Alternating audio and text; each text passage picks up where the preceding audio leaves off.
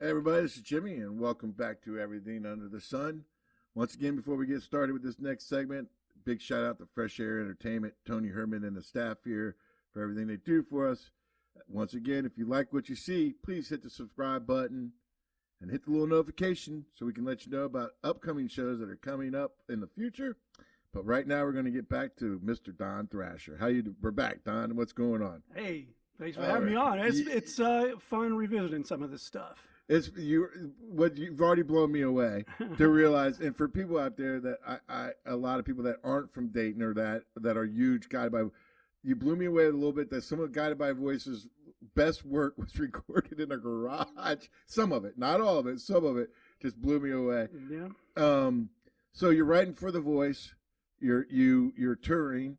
Yep. You with swearing at motorists. Yes, right. That was a four It was two piece. Two piece. Yeah, for a while we had an extra guitarist, but for the most part it's just guitar and drums.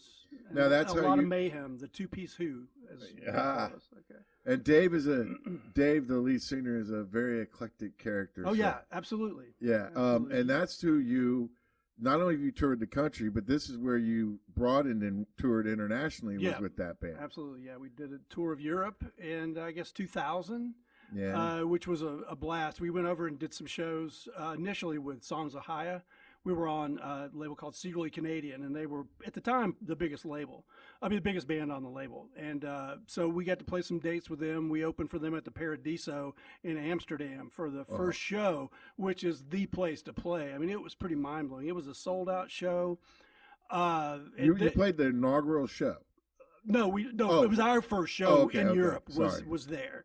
Yeah, so that was pretty amazing to be able to play with those guys because they'd toured Europe 3 or 4 times, so they were pretty well established and had a good following. So we did a handful of shows with them, and we did Germany and Belgium, and we did Denmark. Went up into Norway and did shows. That's amazing. We Now, were gonna do Italy, that fell through unfortunately. So How didn't get to the different- UK either. how different is it to play for a European crowd to an American crowd? Everywhere we played, not a huge difference, but everybody was super polite. Everybody was really appreciative of the music, and they knew a lot about American music. Like, it was pretty mind blowing because this was a pretty no frills tour. We stayed with kindly people in each town that we went to, or we stayed in a hostel. But the people we stayed with, like, they had these amazing record collections with like these Townes Van Zandt records you'd never seen. You know, you're like, you know, because it was obviously some European pressing or whatever, but just amazing fans of music, and everybody was super cool. So that was a great experience. There, it's, you know, at the time, you're talking 21 years ago now, so I'm sure it's changed a little bit, especially with Brexit and all that stuff. I'm sure I know there's going to be difference in touring and whatnot over there. But at the time, you know, going from Germany to Belgium is like going to Kentucky from Ohio. You know, it was no big deal. You just drive over. Nobody's stopping you to check you or anything like Right. that. The only time when we went from Denmark to Norway, we had to take a ferry, and it was pretty treacherous. It's like one of these things that's like an overnight trip, and it was choppy waters, and it was like doosh, doosh, doosh, doosh, doosh. And we did not have a room or anything. We were just in the common area up front, just laying with our little rucksacks. It's like, wait, because you just drive the van on and park it in the back, and then you just come out and mingle. And it was terrible. But we got there, and Norway is one of the most amazing places ever. I would love to go back. It was great. Then everybody had a cell phone. It wasn't quite so prominent here like it is now, but even then, like, everybody had the cell phone. Everybody was beautiful, dressed to the nines, popping around. But it was also a little dangerous there too. We ended up the one club we played in Oslo. They locked us in at night. They said, you can't carry your equipment out. If anybody offers to carry your guitar, say no, because they will steal it. Like, what? Okay. But they locked us in, and we stayed in this really nice apartment upstairs, but you couldn't leave. Like, you were in there because it was too dangerous at night. Because, I mean, that is the place where those dark metal guys burn churches. So Norway, they have their dark side. Yeah. You know? So You might fit right in a little bit. Yeah. but we played this amazing show there, and it was packed full of these people. I actually autographed a woman's stomach with Sharpie. She goes, "Here, sign my." I'm like, "Really?" Yes, okay. Only time my wife just shakes her head when I tell that story, but It's like, hey, when they ask you to do it, you got to do it. That's right. The fans, the fans, The the fans, they fans. demand it. You're there for the fans. But no, that was a lot of fun. And we toured the states, did shows on our own. We did the tour with Spoon right before they signed to Merge, and started popping really hard. Yeah, I But think I they were might have great seen you dudes. at the Middle East. Is They what were we talked great about. dudes, and so that was fun. So once that ended, well, when I was playing with them, I also played with a band called Johnny Smoke for a little while, which was Dorsey, who I mentioned before, who was at 97X and lived with Dave and Tim. We had this country punk thing called Johnny Smoke, banjo, bass, guitar, well, banjo or dulcimer. Uh, Pretty notorious. It was pretty fun. Pretty some wild drunken shows, and we put out a record. And after I left the band, they did a single and kept playing. So once that ended, I kind of transitioned into playing in Kentucky Overflow after I left Swearing at Motors in like 2001. Yeah. I just couldn't keep touring. I just wasn't making enough money. My kid was young. I was hoping to make it work, but I went back. I took a little break from the Dayton Voice and went back there, and I became the arts and entertainment editor. By that point, it was called Impact Weekly. So I did that for a while and started playing with Kentucky Overflow, which was some of the guys from Johnny Smoke, which was a country thing, but much different songwriter oriented and less chaotic, but no less drunken and shambolic. But a lot of whiskey and hard nights, if you will. But that was fun. So that kind of gets us, I guess, from the '90s into the 2000s. Well, I was actually going to backtrack a Yeah, little bit. absolutely. Where are we? Well, because the Dane Daily News, we could talk about. We'll talk about it a little bit later. Stuff with that. In '93 or '94, I told you in Rolling Stone magazine they had one of those articles. Where's the next Seattle? And Dayton was actually the #1 city that they thought it would come from. I wasn't living here at the time. I was on the East Coast. Right.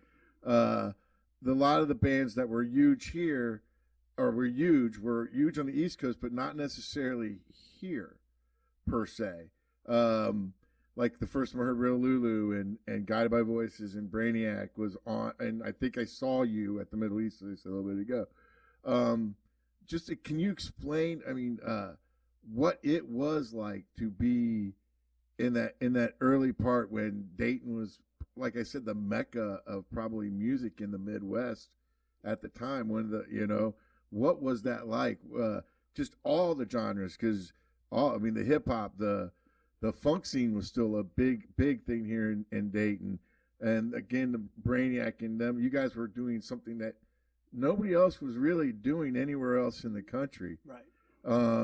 So can you? What it was like to be, to be in that scene. Well, it was super exciting, and this I would have been writing for the Impact Week or Dayton Voice by this point. So I was covering it, and I was talking to all the bands and interviewing all the people in addition to playing music. So it was exciting because everybody is thinking like, could what happened with Nirvana, could that be repeated here? Could Brainiac or Guided by Voices be like that big? And then everybody follows behind because we'd already seen what happened with Seattle and Athens, Georgia to an extent too. And you see how one big group can kind of draw attention. And I thought it was possible, and I still think it's possible because the talent, as you said before, is just off the charts. It's like because it's not New York or Chicago, you don't have to impress anybody but yourself and your friends. So you just do what you want and what's true to you, and that's when it's the best music. So nobody in Dayton, even when those guys were popping, at least not the best ones, weren't writing songs trying to be the next Guided by Voices. They were hoping to do what they were doing, and that shine would come over to them a little bit, and they could do what they were doing. It wasn't about being Guided by Voices 2.0 or whatever, because everybody, like you said, everybody was different. Brainiac was way different. Real Lulu was way different. There was the Mulch Man at the time, Yes. way different instrumental surf with a little bit of spaghetti western in there with a theremin.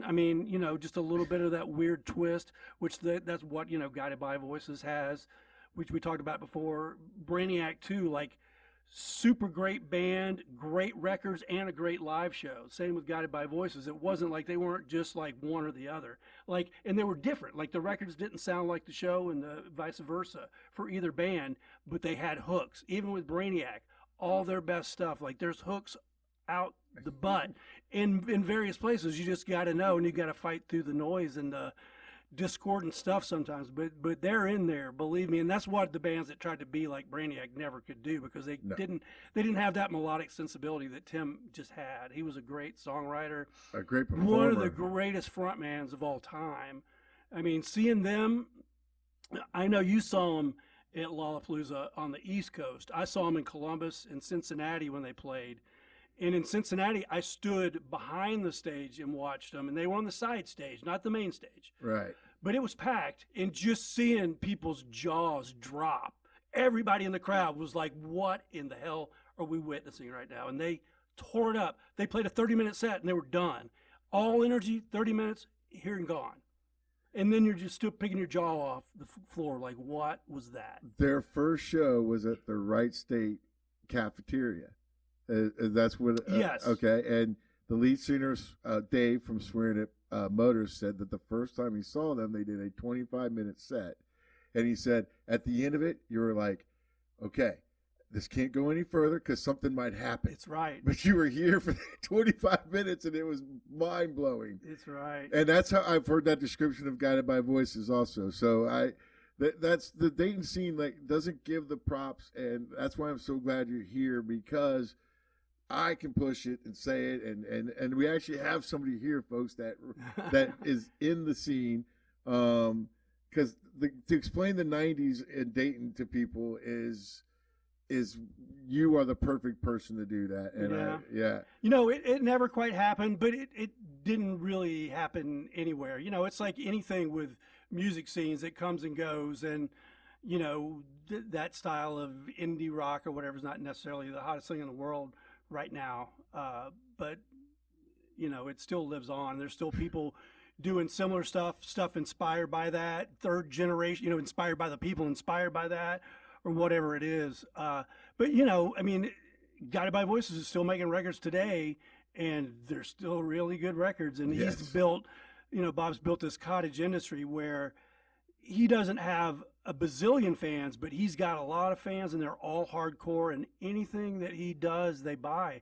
And he's, you know, he makes records. He's a visual artist, so he sells art. He makes these books with poetry and art. He sells those. Like, I mean, he's a multi-streamed magnet, and well-deserved, because it's all based on its creativity. I Guided by Voices reminds me of the Smiths. They have now the Smith and Morrissey. Very eclectic, very mind-blowing, great albums, and a lot of people don't like them. Oh yeah, absolutely. But if you do, you do. Yeah, and that's a good analogy. Yeah, and that's what when I think of Guided by Voices. So in 2000s, you left the Voice or the Impact Weekly and started writing for the Dayton Daily News. I did. Yeah, it's been April. Whoa, 19 years this year. Yeah, first time I met you was 18. No, 18. Was you did a couple stories about comedy when I used to manage Wiley's, and then you came down a couple times to see a couple shows. You've interviewed me for a couple of the festivals I've done. Great, but what's really amazing about this man is he doesn't only just write about one genre. He writes about everything. If you look in the Dayton Daily News and you see a story about music, it usually says by Don Thrasher. I mean, there are other people that do things from time to time, but no, I mean, you're right. I mean, I do, because I'll write about rap and bluegrass and because that's punk, what you love. It is. I do love all that stuff. And I mean, you kind of have to, because it's all going on, and it would be really a disservice not to pay attention to all that. You know, and it's still going on. I mean, the bluegrass here in this town is still great. I mean, guys like Joe Mullins has the radio station and the band, and he just put out a great record. That's like a tribute to the bluegrass of this region, industrial strength bluegrass.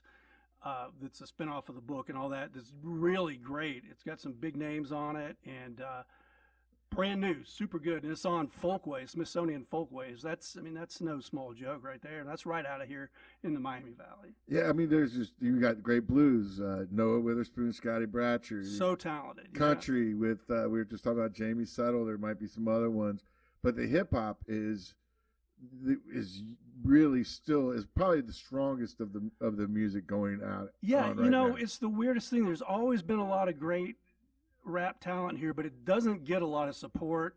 There's always, and there has been problems. I mean, there's been fights and trouble at clubs and different things, but there's always this association that it's thug mentality and people are going to get in trouble and they're going to cause trouble.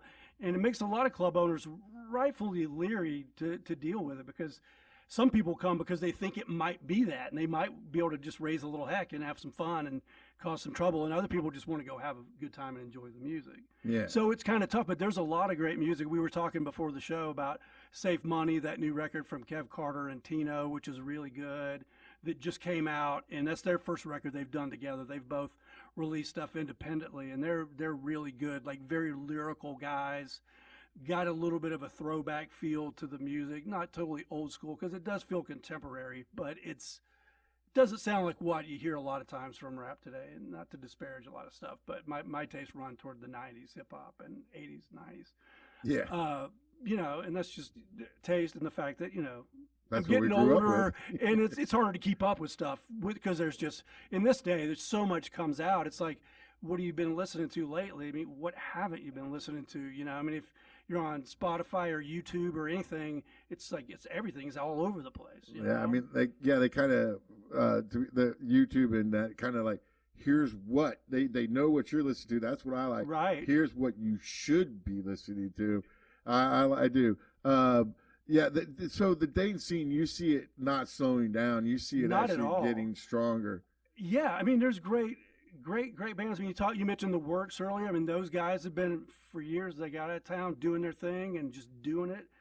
Festivals, their own big festival, going to festivals, supporting other festivals, and just spreading the Dayton sound all over. Hawthorne Heights in the emo, same thing. And those guys are still working it very hard. And it's very much like they've been on the Billboard charts and everything, but what they do is very much a blue collar approach to it. They're just hardworking dudes. They write good songs, and they got a lot of hooks in there too. It's not everybody's cup of tea, but they're really talented guys, great musicians, make really good records, and they just work it. They tour nonstop, I mean, they're going to Hawaii and playing shows. They're going to Alaska. They're going to Japan every year, whatever. In better times. I remember their interview in Rolling Stone. I had not heard of them, and all of a sudden I look, I go, I recognized the floor they were standing. I go, that's Hara Arena. Then they were at a wrestling match at Hara Arena. Talk about that's something too. A legendary venue in this town that we have sadly lost. We lost it before COVID, but Hara Arena had some great shows. Absolutely. And now we have the Nutter Center and some other places. But real quick, do you have a favorite venue that you used to play or you like to go hear music at in Dayton or around this area? Well, I mean, Canal Street was really the place to go. I mean, almost the whole time I was coming up. I graduated high school in 81, and he opened at the end of 81. So it would have been, 82, 83 when I first started going there, just as a person, and then started playing shows there and covering it for there. I mean, it was because they had so many shows. It's just been a huge place in my life. It helped put food on my table, just from covering all the shows that were there. I spent a lot of time there seeing great shows. I spent a lot of time as like one of 5 people in the club watching great music going, where is everybody? I guess when I write about it, nobody cares because these people are not only great, but we've been publicizing it and nobody wants to come see them, and that happened. But it's, sometimes you can be ahead of the game or sometimes people just don't care, it's hard. Yeah. Yeah. But yeah, I mean, that's where I took my wife on our first date. I kissed her for the first time in Canal Street Tavern. I don't know how many people make out in Canal Street or do that, but I can claim that definitely in front of those little movie seats right there for sure. Yeah. So not in the pews though. I blacked out in that club one time when Johnny Smoke was opening for Guided by Voices in the mid 90s. Packed out show. Like, this is great. You know, we're a little different. We're country punk, but this is going to be a great show. Play a song. Sounds great. Sweaty, hot. Get halfway through the second song. I'm like, man, I feel weird. And somehow got through it. And the next thing I know, I wake up on the sidewalk with my wife and some weird guy looking over me going, are you okay? Are you okay? We didn't get to play. Some guy in the crowd's like, I can play the drums. They're like, no, we're done. Guided by Voices up next. So that was, I mean, I've done lots of things. I've had some of my very worst shows of all time have been at Canal Street Tavern. Embarrassing, just lots of work put into them only to have somebody in the band just misbehave and get way too drunk and just embarrass everybody. Like, that's happened on more than one occasion. And with bands I'm not going to name names because they know and other people that were there know. And that's old news. But I had great shows there. Some of the most money I ever made in Dayton was there, and some of the most embarrassing, just you'd never let that happen again moments. I learned a lot about those, though. You know. Yeah. It was the weirdest configured, not weird configured. It had tables over here. It had movie seats in the back, like a rows of movie seats, and then on the other side were pews. The stage was in the wrong church place. Pews. The stage is in the middle of the room. It's in the wrong place. It wasn't big enough. I saw Norman drop his whole piano right onto the floor there. Remember that, Tony? But man, I mean, I know anybody that spent time there has a lot of crazy stories because it was just, he just supported talent. And it was our CBGBs. It really was. I mean, Mick appreciated people who wrote songs, and he would support you. And if you didn't come around long enough, he'd give you a hard time about that too. I haven't seen you lately. What's been going on? You been in the hospital or something? No, dude, I've been busy. Sorry, I'll come see you soon. But I love that guy. I miss him a lot. You know, he could be cranky at times. He was a one-of-a-kind guy, but at the end, he was just a sweet hippie. You know, he just like he believed in the music, and he supported it, and we're all better for it. And if you played there, I think you learned how to be a professional musician. He wouldn't really spell it out to you, but he expects you to be there on time. He expects you to be set up. He wouldn't let you mess around and like not get your gear off and let somebody else get on stage. It's like just simple things like that, but they make a big difference. Right. And you didn't see a lot of fights in there. No. It would happen occasionally because it happens, but you didn't see a lot of that. And when somebody was rude, Mick would throw him out. I mean, I know he banned Bob Pollard more than once for hackling people from the audience, like in the days before he got famous or whatever, you know. And Mick didn't care, you know. It's like, if you're not going to respect it, you can get out, and we'll talk about it sometime down the line. Maybe. Maybe. Before we got a little bit of time left, I want to make sure that we talk about your record label. Yeah. Because not only is he a journalist, not only is he a musician, but he's also a record producer, owns his own record label. And we'll talk about your alias of your new album when we get you right here. But let's talk about it. Go ahead. Yeah, well, this actually goes back to the 90s. I originally started Gas Daddy Go Records in 1993 and put out a 7-inch. This would have been the year my son was born. So was home. There's not a lot to do. He was born in January, so it's like, yeah, you need a project. Stay close to home. We did a 7-inch that we'd recorded at home, and need a label. So started the new label. Which when I was with the New Creatures, we started a label called Scumfish Records, and we put everything on there. It's like, it seems legit. You put a name on it, it makes it a thing. So in the 90s, you know, I put out stuff by this band Radio Bikini. We did stuff from this band Hopefuls I was in. This band Seven Goats from Pittsburgh, and then Johnny Smoke and Kentucky Overflow.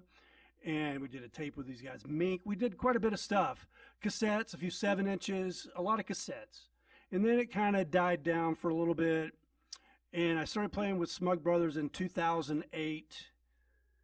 And we put out a digital record, and then we did a CD, and then we started putting out something like, we got to have a label or something. Like, well, we'll just start Gas Daddy Go Up again. So did that like 2010, I want to say, something like that. I think it's been about 10 years. And we put out, you know, Smug Brothers stuff. We've done stuff by Motel Beds.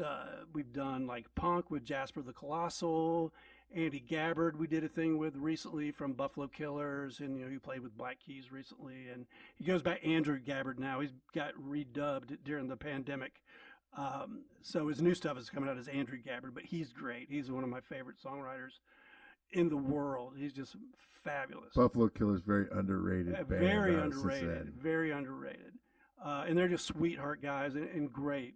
And they represented the Midwest and the Southwestern Ohio for a long time in the rock realm, and deserve their props. But we did bluegrass with Repeating Arms and the New Old Fashioned. They did a collaborative thing, kind of roots rock bluegrass thing, and Rolly Yuma, King Elk, Me Time. So we just keep releasing stuff. In 2019, I think Smug Brothers, we did 3 full lengths, which is really ridiculous. But we hadn't put anything out in a couple years, and we were building up to that.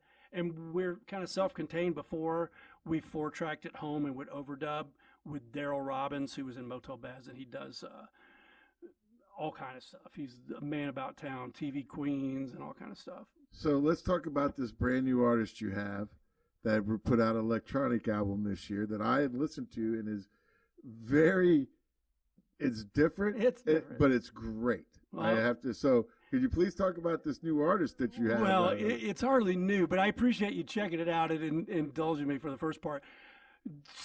The roots of that stuff go back to the late 1980s, like when I first started messing around with samplers and sound collage. So like the very opening piece on there is like one of the very first loops I ever did, when at the time I went to Ace Music and a buddy of mine went in and rented a big Ensoniq sampler for like 2 weeks, and we each put in like $50, and we just went crazy, and we just do all that stuff on cassette because there was no other way to save it. So that album is an amalgamation of a bunch of stuff, but it's like beats that I started making in the 90s, electronic beats, and just stuff I'd been slowly working on for decades just in my free time. It's weird, it's noisy, it's crazy. But then in 2019, I went in with Patrick Himes at Real Love Recording and said, I'm going to finish this thing up. And so I went in and I did some overdubs. I don't play guitar, but I did some spacey slide guitar shit and played some metal percussion and beat on some stuff and added some new samples in. My brother came in and did some overdubs. My buddy Scott Bodine came in and played some guitar.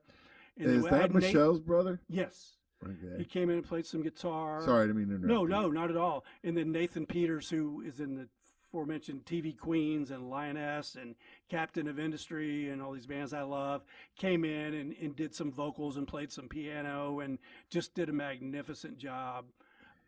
It really brought it to life, and then Patrick kind of capped everything off with some sweet synths and kind of the fun stuff he does. So it's been something I wanted to do for a long time. So it's not new, but it's the first thing I've ever released called Crossfade Rivals that people could actually hear. Now that's the name of the album. That's the name of the group, Crossfade Rivals. Yeah, the album's called Land Baron of Barren Lands, which, as I found, was like a precursor to this pandemic. I didn't realize I was guessing all this stuff, but...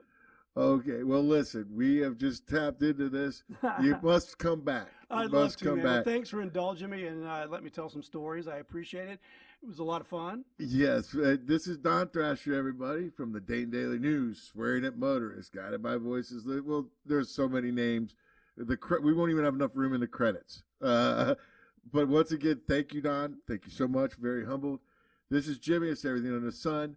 Please, once again, thank you to Fresh Air Entertainment and Tony Herman and his staff. But please remember of all, hit the subscribe button if you like what you see. Can hit the notification button so we can let you know, because upcoming we got John Gentry Jr.